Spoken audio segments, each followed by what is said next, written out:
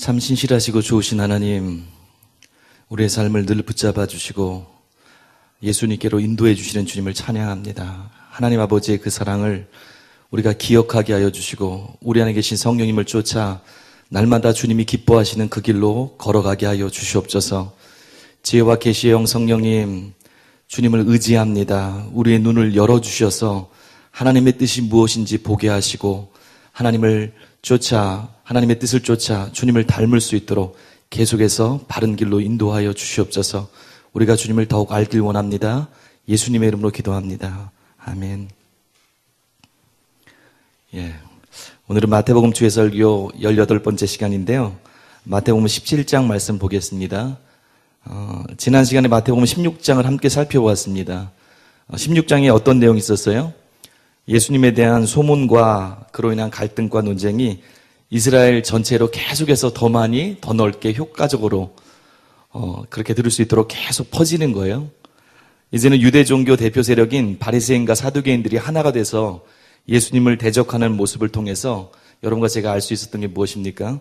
이스라엘 전체가 예수님을 배척하고 거절하는 상황이 되었음을 더 많이 알게 됐어요. 또한 빌립보 가이사랴 지방에서 예수님이 베드로로부터 하나님의 계시를 통해서 귀한 고백을 듣습니다. 주는 그리스도시요 살아계신 하나님의 아들이십니다. 고백을 들었어요. 그리고 나서 첫 번째 하신 일이 무엇입니까? 물론 칭찬하시고 여러 가지를 하시고 나서 그 위에 하셨던 게 뭐냐면 처음으로 예수님의 순환을 밝히셨어요. 순환 예고를 하십니다. 이제 예루살렘에 올라가게 될 것이다. 장로들과 대제사장들과 서기관들에게 많은 고난을 받게 될 것이다. 그리고 죽음을 당하게 될 것이고 3일 만에 부활할 것이다. 그렇게 알려주셨어요. 그리고 또 무엇을 말씀하셨습니까? 너희들이 해야 될 일이 있다.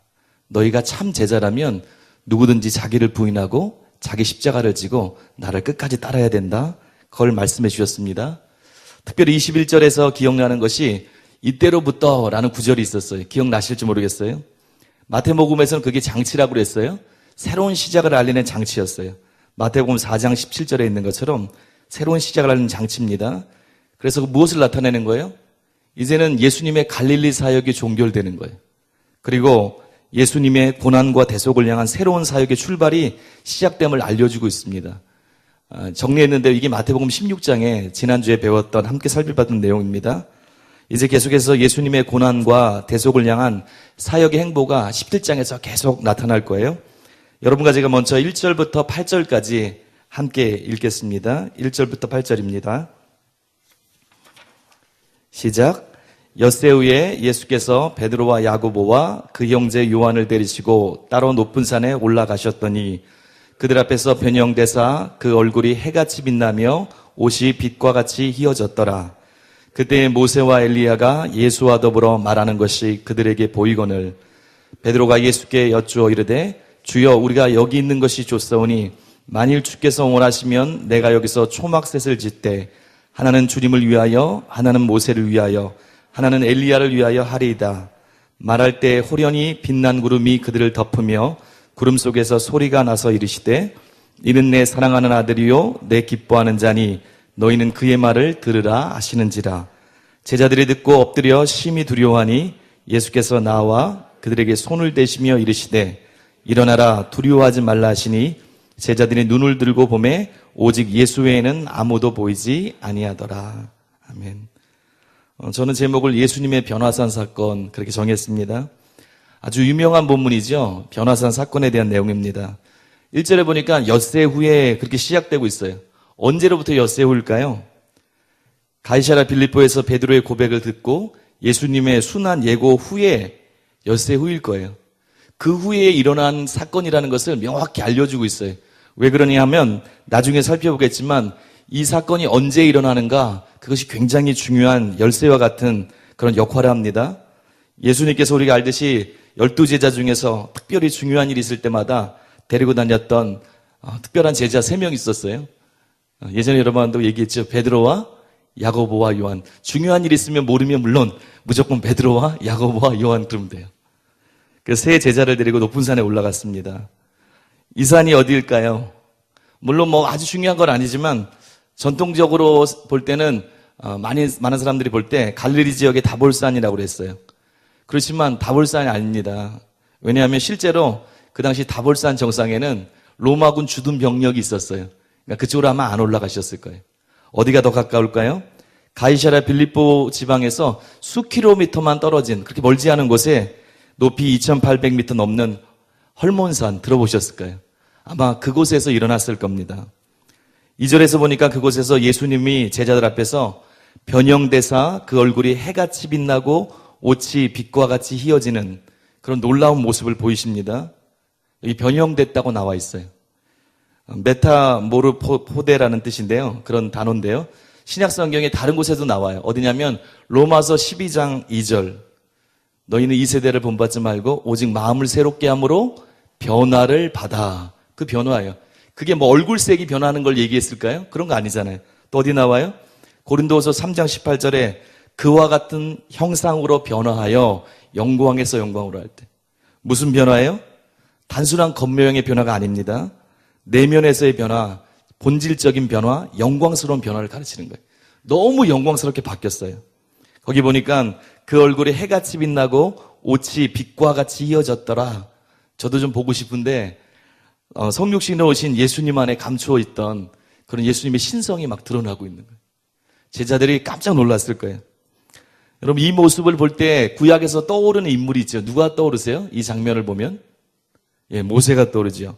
출애굽기 34장에 보니까 모세가 시내산에 올라가서 여호와의 영광을 대면합니다.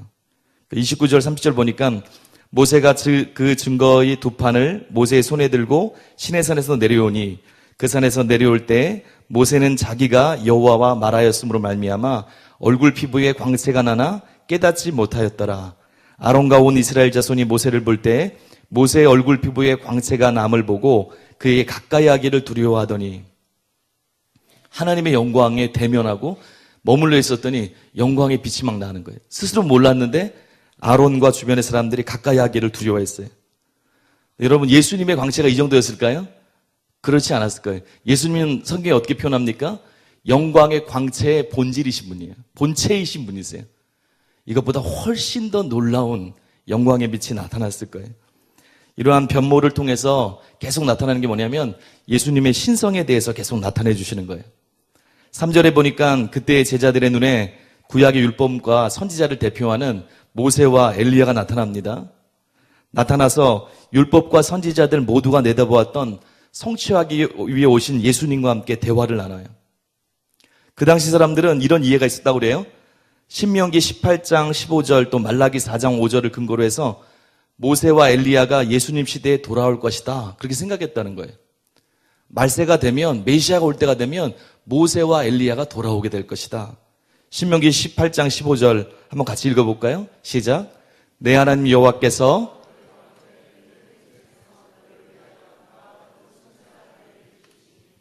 너희는 그의 말을 들을지니라.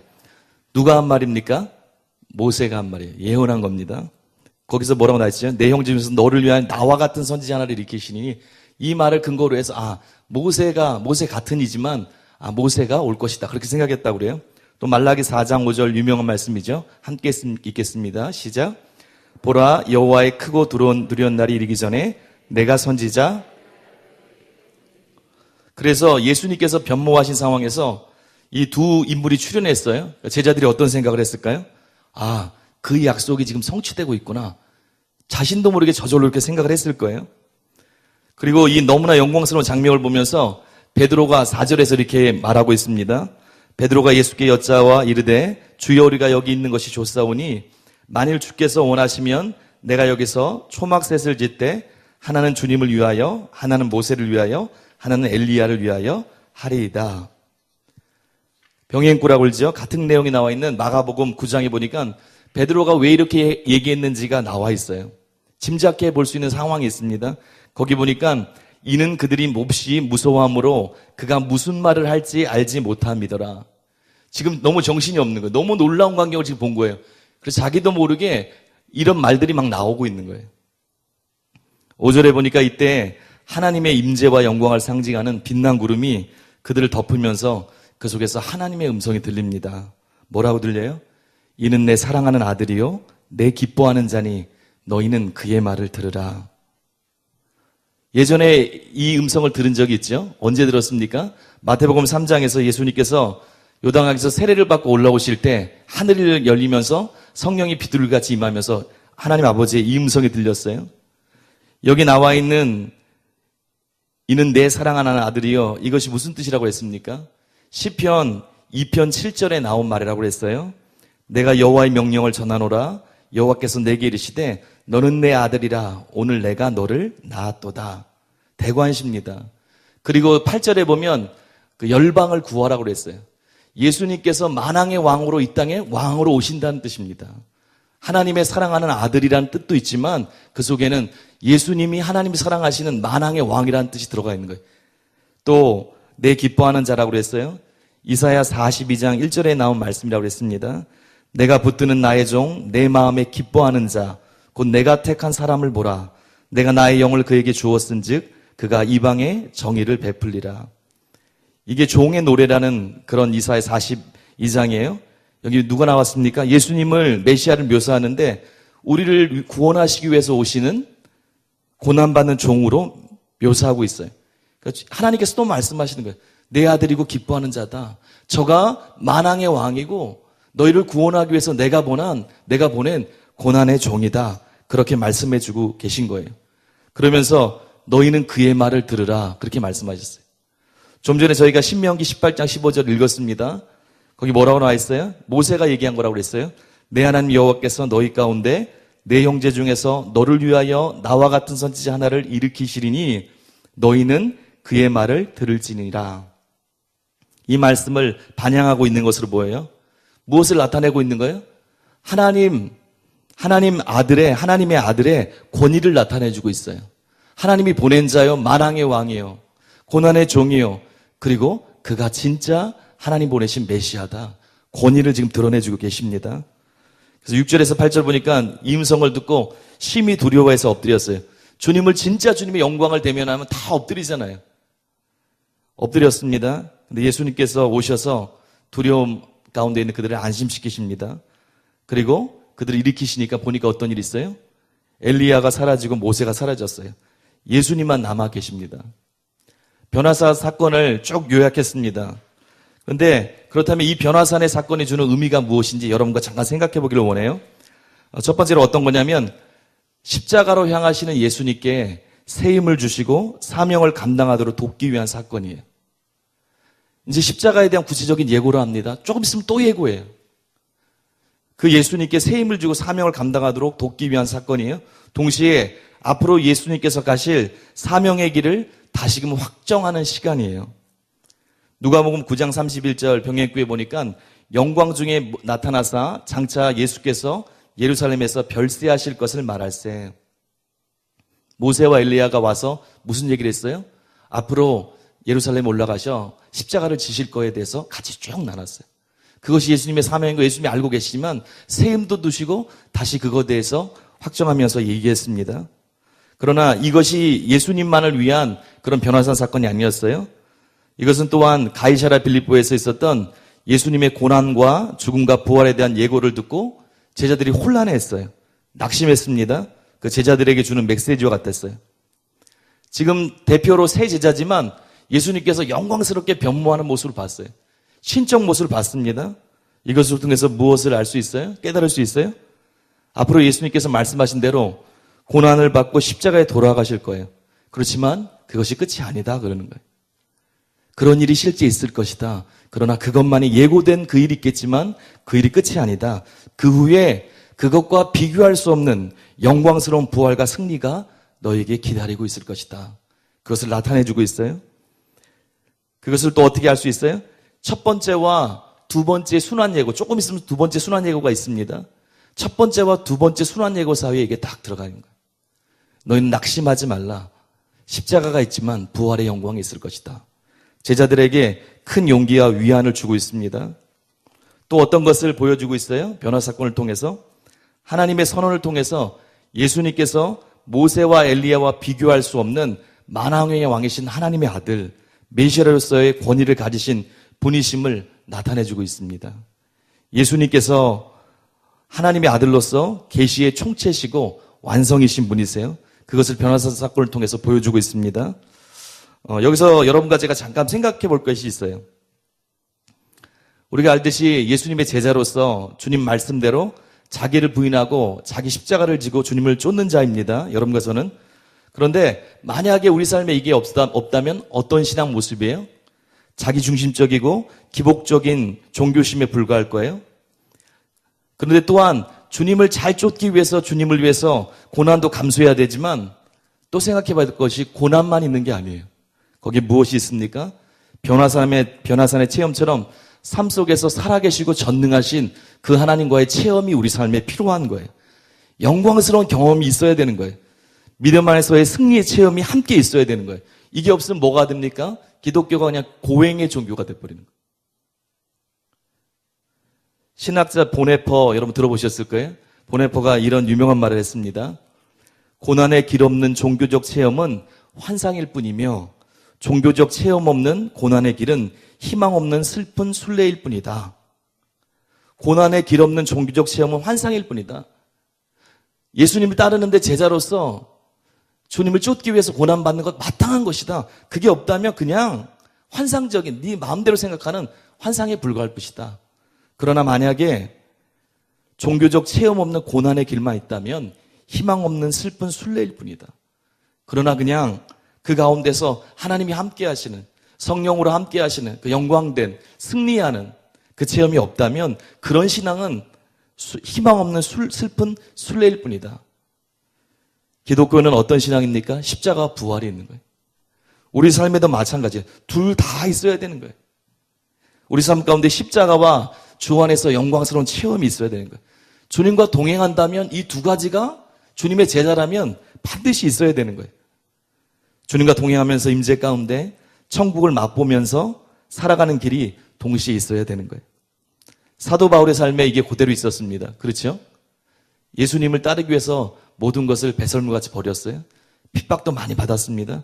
근데 그것만 있는 게 아니에요. 승리의 삶이 있었어요. 기쁨의 삶이 있었어요.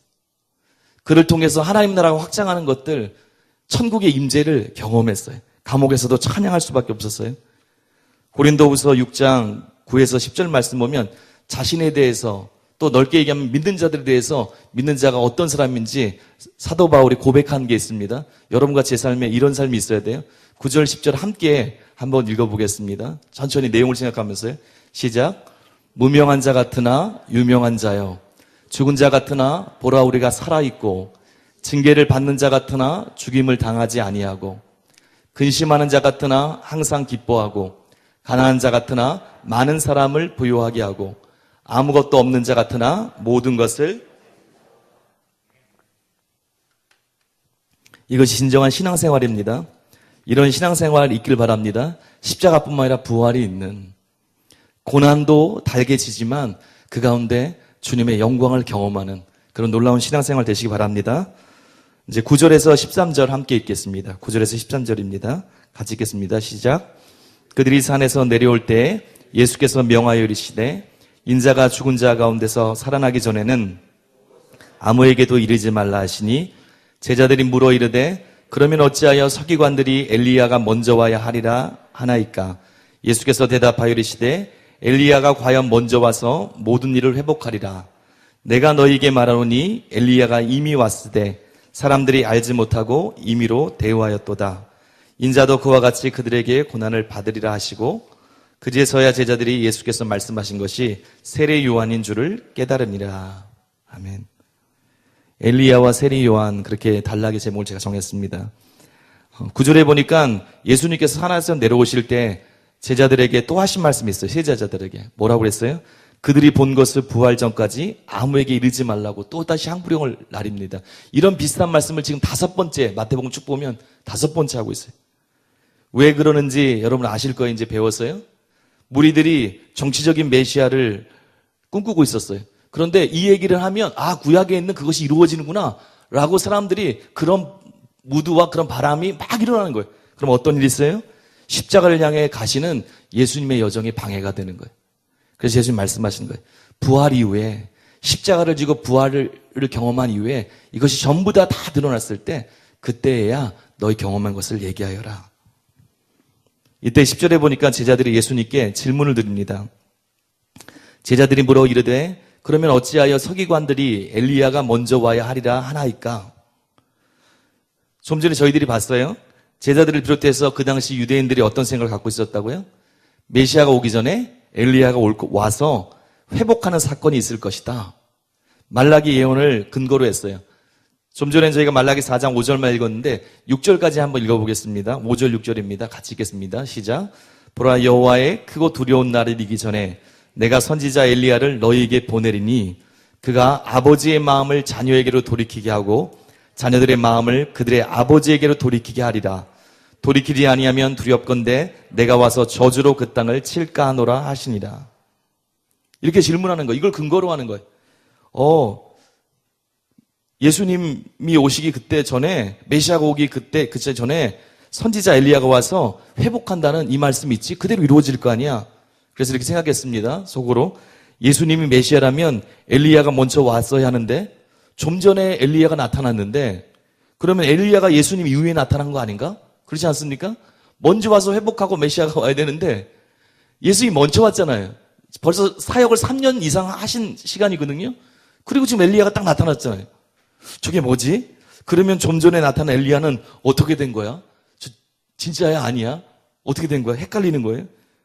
성경을 읽다 보면 잘 모르는 것들이 너무너무 많습니다, 때로. 근데 이들도 헷갈려서 그렇게 질문하는 거예요.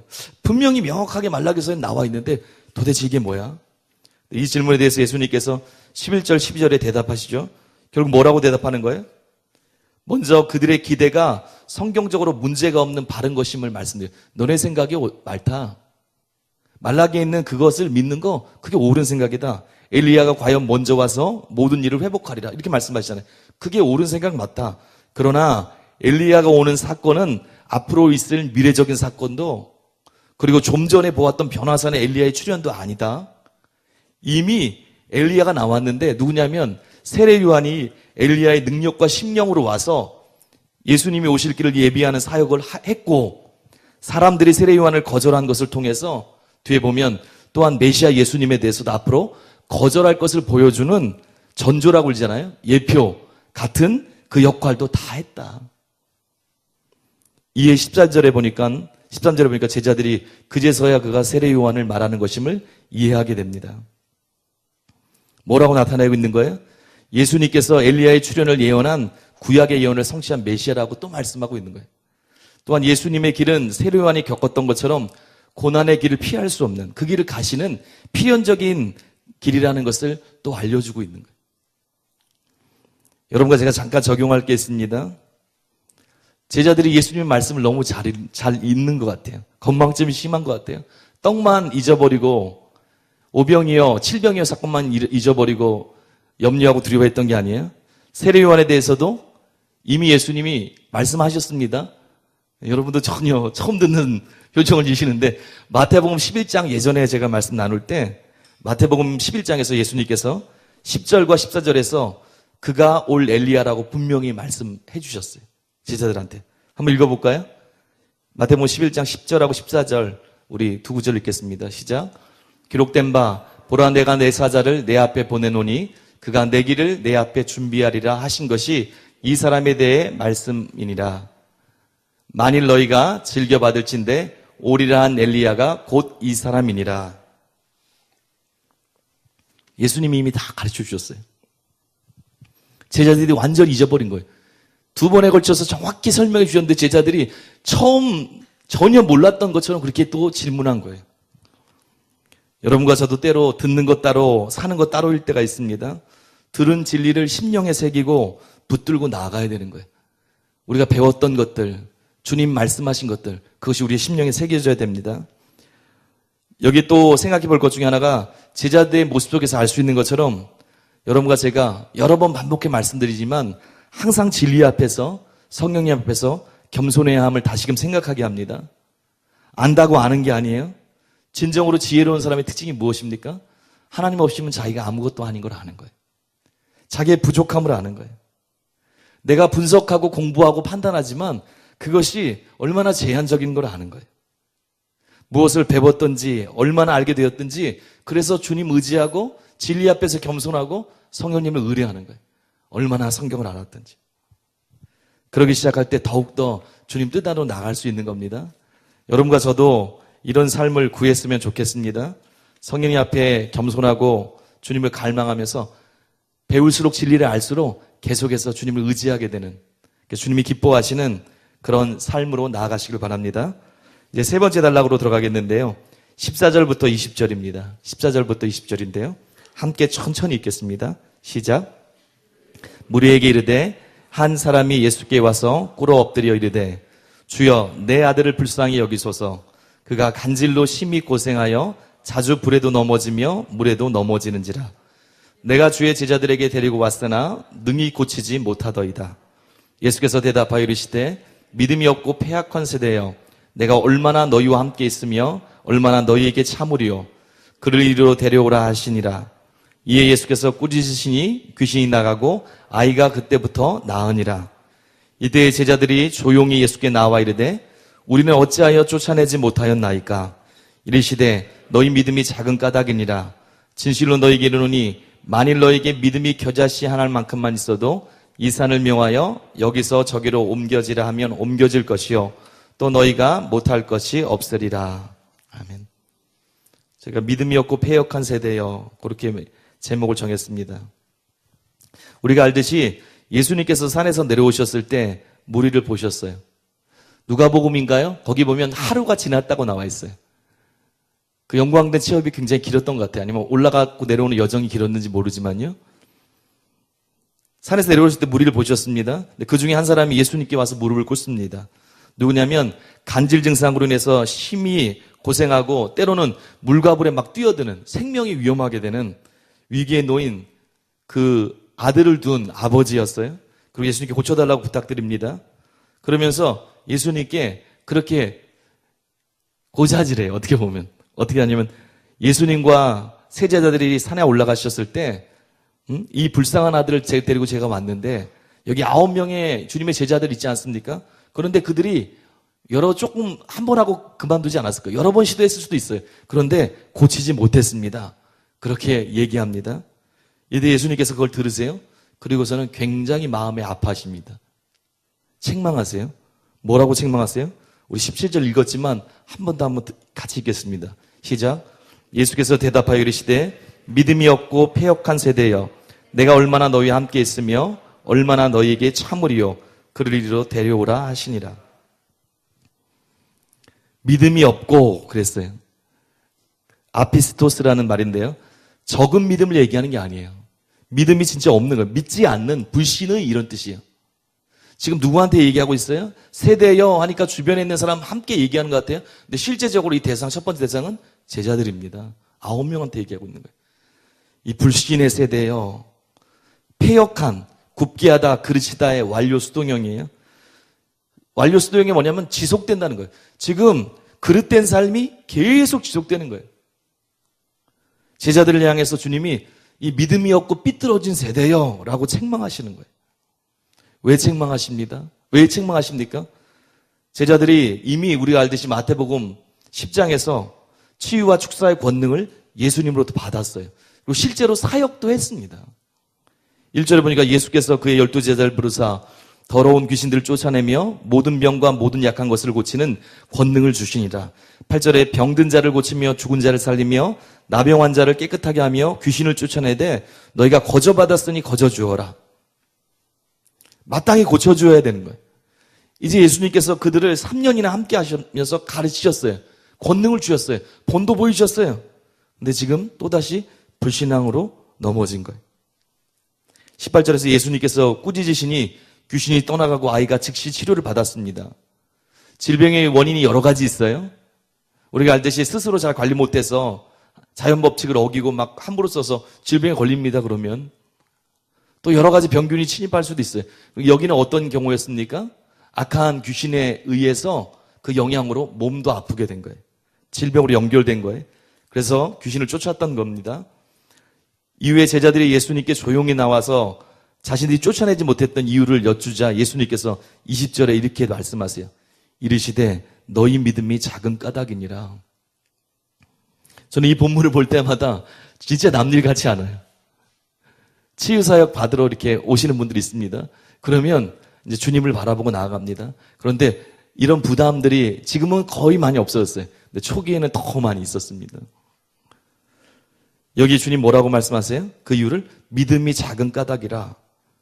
믿음이 작은에 해당하는 단어가 들어있는 사본이라고 그러잖아요. 예. 예전에 그 필사한 것들. 거기에 보면 두 가지가 있어요. 두 가지가. 이게 좀 말이 이상합니다. 여기 보세요. 너희 믿음이 작은 까닭이니라. 이렇게 얘기해놓고 진실로 너희에게 이르노니 만일 너희에게 믿음이 겨자씨를 하나만큼 있어도 이 산을 명하여 여기서 저기로 옮기리라 하면 옮겨질 것이요 또 너희가 못할 것이 없으리라. 앞뒤가 말이 맞지 않지 않습니까? 믿음이 작다면서 아주 작은 겨자씨만한 믿음이 있어도 불가능한 일이 이루어질 것이다. 이게 무슨 말일까요? 두 가지 사본에 보면 두 단어가 한 단어가 이 단어가 쓴 것도 있고 저 단어 쓴 것도 있어요. 제가 지금 공부하는 컴퓨터 프로그램에도 두 단어가 다 들어가 있더라고요. 그래서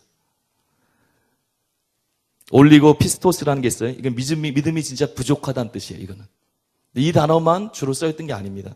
어떤 게 있습니까? 아피스토스 아까 배웠죠. 불신의 믿음이 없는. 그래서 적어도 이 문맥적으로 볼 때 뭘 할 수 있어요? 뒤에 겨자씨라는 말씀만 있어도 산을 옮길 수 있다고.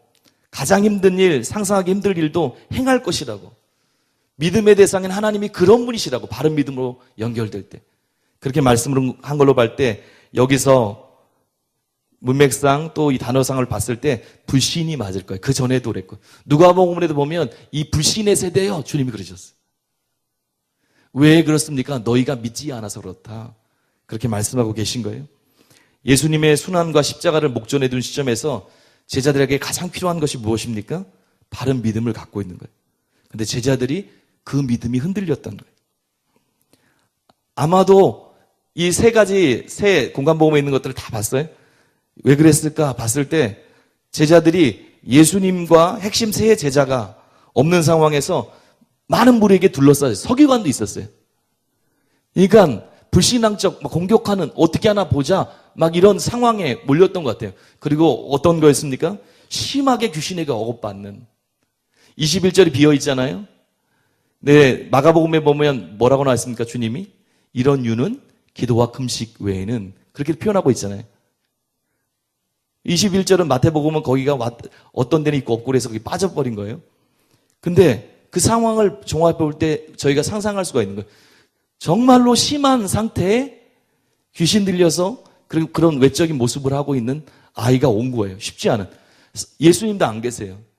특별히 핵심되는 세 제자도 없어요. 서기관이 어떻게 하나 보고 있어요. 사람들은 막 불신적인, 사람들이 막 믿음이 충만한 그런 분위기가 막 그런 거예요. 그러다 보니까 어떻게 됐을까요? 아마 제자들이 예수님이 함께 하셨던 것들, 하나님이 어떤 분인지, 주님이 주신 권능, 그 권능의 주체이신 하나님, 어떤 분이신지 잊어버렸던 것 같아요. 마치 베드로가 무리를 걷다가 풍랑을 바라봤을 때 걷다 그냥 팍 빠졌던 것처럼 자기 안에 함께 하시는 주님이 주셨던 권능, 그것을 잊었던 것 같습니다. 그래서 믿음을 놓치고 잃었던 것 같습니다. 마치 이스라엘 백성들이 홍해를 기적적으로 건넌 후에 믿음이 충만했어요. 그렇죠? 하나님을 막 찬양했어요. 근데 얼마 지나지 않아서 어떤 일이 있었어요? 민수기 14장 보니까 가나안 정탐한 열정 땅꾼이 와서 막 불신앙적인 보고를 하는 거예요. 환경이 두려움에 휩싸이는 환경으로 확 바뀌었어요. 그러니까 어떻게 됐습니까? 전능하신 하나님 바라보는 것을 못했어요. 뭘 바라봤어요? 그들의 말을 상상했어요. 견고한 성읍이 있습니다. 산지입니다. 안악자손, 거인자손이 있습니다. 우리는 메뚜기와 같습니다. 그러니까 함께 하셨던 전능하신 하나님에 대한 믿음이 잃어버렸어요. 불신앙으로 울면서 부르짖기 시작했습니다. 이게 남 얘기가 아닐 때가 있어요. 우리의 삶이 이럴 때가 있어요. 예수님과 3년 동안 동거했고 실제 권능도 받았고 실제 그 사역도 감당했어요. 그런데 예수님을 놓쳤어요. 믿음의 주에 온전케 하시는 그분을 놓쳤어요. 또 이런 제자들의 모습을 보시면서 안타까워하시면서도 인내하시는, 그리고 그들을 또한 이끌고 계시는 예수님의 모습을 봅니다. 꼭 때로 저의 모습을 보는 것 같아요. 또 실패하고 또 제대로 성장이 더디고 못 알아듣고 그런데도 주님이 인내하면서 은혜로 이끌고 가세요. 제가 이 본문을 보면서 주님의 은혜를 헛되이 받으면 안 되겠구나. 주님 얼마나 내 삶 가운데 은혜를 많이 주셨나. 얼마나 많이 기다려주셨나. 얼마나 많이 또 깨닫게 하시고 또 인도해 주시고 진리의 말씀을 통해서 다이아몬드 설교 말씀을 통해서 무엇이 진짜 복음인지 어떻게 살아야 되는지를 계속 말씀해 주는데 그 은혜를 헛되이 받으면 안 되겠구나. 그런 생각을 했습니다. 여러분 지금 어떤 환경에 놓여 계십니까? 믿음은 현재형인 거 아시죠? 과거에 내가 어떤 일을 했다 그게 다가 아니에요. 믿음은 현재형이에요. 지금 죽은 자를 살리시고 없는 것을 있는 것으로 부르시는 전능하신 하나님을 바라봐야 되는 거예요. 그리고 그분을 붙잡아야 되는 거예요. 우리 안에 계시니가 세상에 있는 이보다 큰 것을 분명히 알고 믿어야 되는 거예요. 그 안에서 견고하게 바라보는 것, 믿음으로 주님께 나아가야 되는 거예요. 그때 어떤 일이 있어요? 이게 진짜 이루어지고 이게 지속될 때, 그리고 우리가 내려지고 주님께 온전히 붙잡힘 받을 때 복음으로 진리로 복음의 능력으로 우리가 새롭게 될 때 어떤 일이 있어요? 요한복음 14장 12절 우리가 잘 아는 말씀인데 이 일이 일어날 거예요. 우리 같이 한번 읽겠습니다. 우리를 향한 하나님의 계획인 걸 믿고 시작. 내가 진실로 진실로 너에게 이르노니 나를 믿는 자는 내가 하는 일을 그도 할 것이요 또한 그보다 큰 일도 하리니 이는 내가 아버지께로 감이니라. 성령이 우리 가운데 부어주셨어요. 내주하시는 성령을 통해서 새 사람이 되고 주의 뜻대로 살 수 있는, 하나님께 반응할 수 있는, 거룩해질 수 있는, 예수님을 닮을 수 있는 그 은혜가 부어지고 있어요. 또 성령 세례에 임하시는 성령을 통해서 예수님의 증인으로 살 수 있는 우리에게 저 권능을 주셨습니다. 중요한 건 무엇이에요? 하나님이 어떤 분인지 아는 거예요. 주님을 의지하는 거예요. 놓치지 않는 거예요. 그럴 때 이 일들이 이루어지는 것입니다. 이제 짧은 네 단락 거의 다 마쳤는데요. 네 번째 단락입니다. 22절, 23절 두 구절인데요. 우리 두 구절만 함께 읽겠습니다. 시작. 갈릴리에 모일 때에 예수께서 제자들에게 이르시되 인자가 장차 사람들의 손에 넘겨져 죽임을 당하고 제3일에 살아나리라 하시니 제자들이 매우 근심하더라. 예수님의 고난과 죽음에 대한 두 번째 예고 그렇게 정했습니다. 첫 번째 예고가 어디에 있었어요? 가이사랴 빌립보 또는 빌립보 가이사랴에서 있었어요. 그리고 이제 갈릴리로 예수님 오셨습니다. 갈릴리로 오신 예수님께서 제자들에게 두 번째로 예수님의 고난과 죽음, 부활에 대해서 또 예고하세요. 가르치세요. 이곳에서는 특히 사람들의 손에 넘겨질 것이라고 말씀하세요. 넘겨진다는 말이 있어요. 이 넘겨진다는 말을 통해서 우리가 생각해 볼 수 있는 게 무엇입니까? 가룟 유다를 통해서 배신당할 것을 제가 생각해 볼 수 있어요. 아, 넘겨지는구나. 또 수동태로 되어 있어요. 또 무엇을 알 수 있습니까? 아, 그 속에는 하나님의 계획이 있는 거예요. 가룟 유다를 통해서 넘겨지지만 그 이면에 어떤 게 있습니까? 변화산에서도 쭉 볼 수 있었던 것처럼 하나님의 계획이 있어요.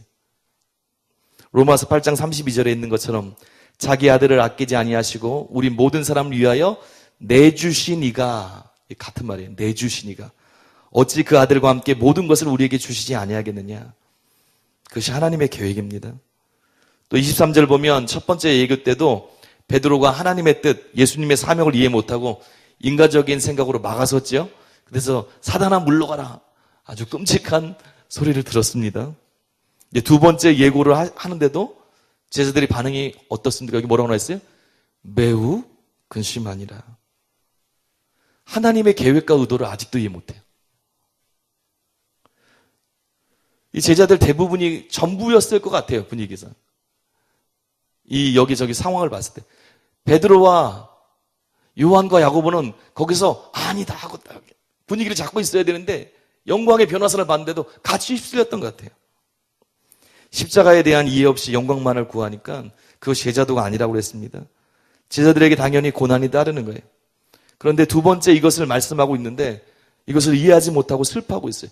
예수님이 가시는 길, 그 계획이 무엇인지 아직도 이해하지 못하고 있어요. 우리들도 때로 영적인 이해력이 부족할 때가 있습니다. 거기서 벗어나야 돼요. 하나님의 뜻, 하나님이 어떤 분이신지를 믿지 못해요. 근시안적으로 봐요. 자기 생각에 꽉 갇혀 있어요. 주님이 계획이 있으세요. 주님 우리를 사랑하세요. 그분은 지혜자 중에 지혜자세요. 그분은 모든 면에서 우리를 변화시키는 면에서도 그렇고 우리의 삶의 모든 일에서도 합력해서 선을 이루시는 분이세요. 계속해서 우리 속에서 성령님께서 우리를 빚어가세요.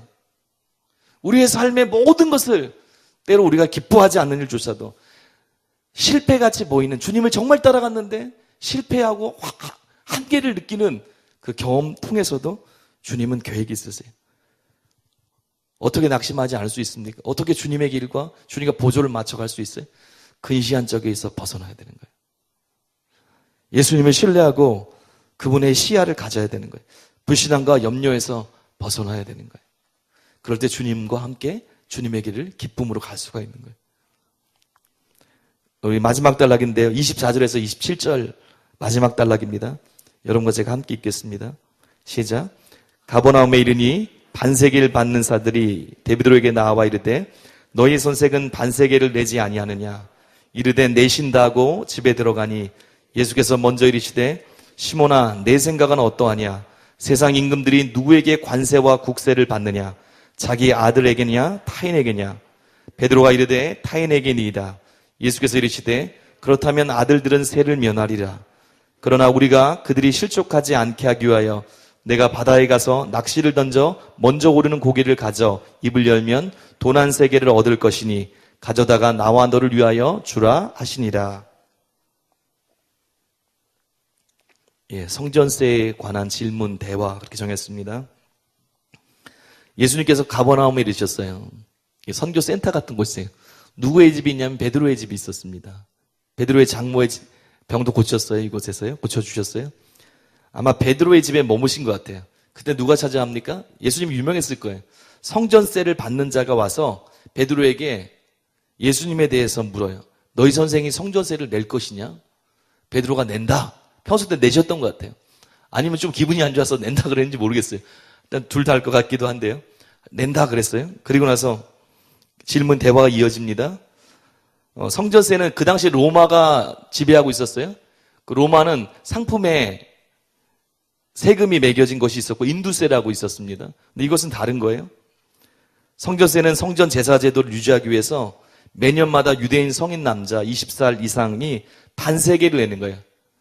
헬라 화폐로 따지면 2드라크마예요. 그러니까 노동자가 이틀 일할 그거예요. 그걸 내야 되는 거예요. 이틀 그 정도 해당되는 거예요. 유대인들이 팔레스타인에 거주하든지 떨어져 있든지 성전세를 많이 냈습니다.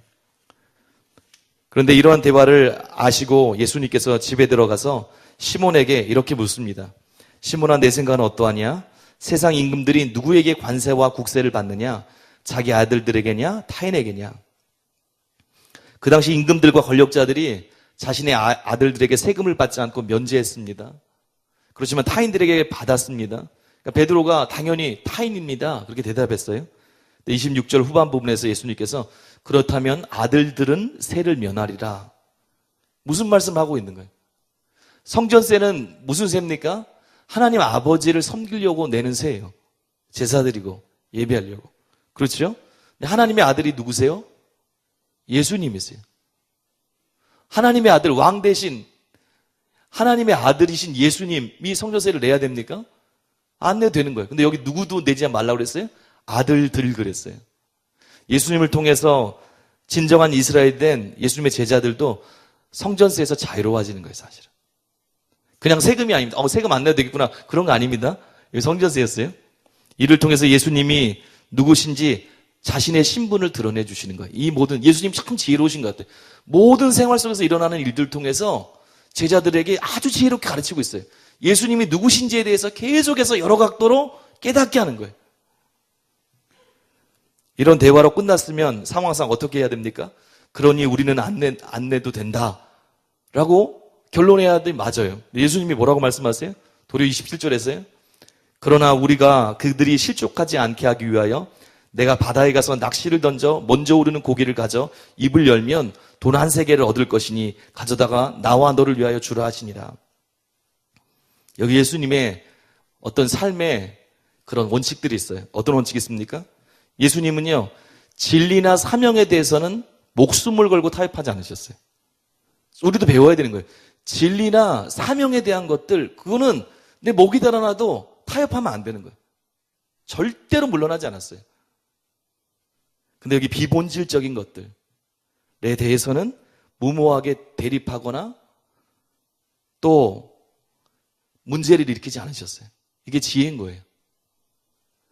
작은 거, 비본질적인 거, 그런 것들, 지금 더 중요한 십자가의 길을 가야 되는데 이것 때문에 막 막히고 그런 것들, 그런 것이 능사가 아닌 거예요. 또한 성전세를 내는 것에 있어서 초자연적인 기적을 사용하심으로써 예수님이 누구신지 신적 능력을 또 보여주세요. 가르치셨어요? 또 제자들한테? 얼마나 지혜로운지 모르죠. 진짜 지혜로우세요. 마태복음 읽으면서 예수님 진짜 지혜의 근본이신 예수님이시다. 어떻게 이렇게 지혜로우시지? 여기 제자 훈련의 매뉴얼이 다 들어있는 거예요. 얼마나 지혜로우신지. 왜 이런 방법을 쓰셨을까요? 1번 모른다. 이게 모르지요. 예수님 왜 그러신지. 치유하실 때도 방법이 다 다르잖아요. 말씀으로 하고 뭐 진흙일려 침 뱉으시기도 하고 가서 씻으라. 뭐 손으로 대시기도 하고 그냥 명령만 하시고 하나님께서 주시는 감동대로 그대로 하셨을 거예요. 아니 그런데 모르긴 몰라도 생각해 보세요. 땅을 파보아라 그러면 좋을 거 아니에요. 저기 니네 집 앞에 골목 돌면서 땅을 파봐라 거기 나올 것이다. 근데 그러지 않으셨어요. 예수님 마음이시죠. 그런데 그냥 시간이 남아서 좀 생각해 봤는데 여러분 물고기 낚시해 보셨죠? 낚시 저도 예전에 낚시를 조금 해봤습니다. 근데 낚시 중에 제가 이름을 가짜 루어라고 하는가요? 미끼? 가짜 루어를 쓰는 게 있어요. 근데 물고기들이 어떤 특징이 있습니까? 물고기들은 반짝거리는 것에 주로 반응합니다. 많은 물고기들이 반짝거리는. 그래서 물고기도 아닌데 반짝거리는 무슨 이렇게 그 동전 갖고 그 캔 뚜껑 같은 거 그거 매달아 갖고 이렇게 하면 물고기가 확 물어요. 어떤 물고기들은. 그래서 아마 저기 낚시하는 곳에 근처에 누가 동전을 떨어뜨렸던 것 같아요. 떨어뜨리니까 물고기가 와갖고 얼른 먹었던 것 같아요. 물론 하나님의 능력은 그런 방법 없어도 하실 수 있습니다. 그랬던 것 같아요. 그렇지만 놀라운 거예요. 왜요? 그 어느 물고기가 그걸 먹었는지 예수님이 아시잖아요. 그리고 내리면 그 물고기가 와서 먹을 걸 아시잖아요. 전능하신 하나님이세요. 너무 재밌기도 하고 참 놀랐습니다. 여러분 지혜로운 자십니까? 예수 믿는 사람들 중에 타협하지 않는다고 사소한 것까지 시비를 걸고 불필요한 문제를 야기하는 사람들이 있습니다. 진리고 본질적인 게 아닌데도 물론 세상 거 무조건 타협하는 소리가 아닙니다. 그런 것이 아닙니다. 그래서 매번 문제를 일으킬 때가 있어요. 근데 이것이 지혜가 아닙니다. 본질적인 문제, 사명, 진리에 대해서는 목숨 걸고 타협함 없이 끝까지 나아가야 되는 거예요. 그러나 그 외의 것에선 지혜가 필요한 거예요. 예수님이 제자들한테 뭐라고 말씀하세요?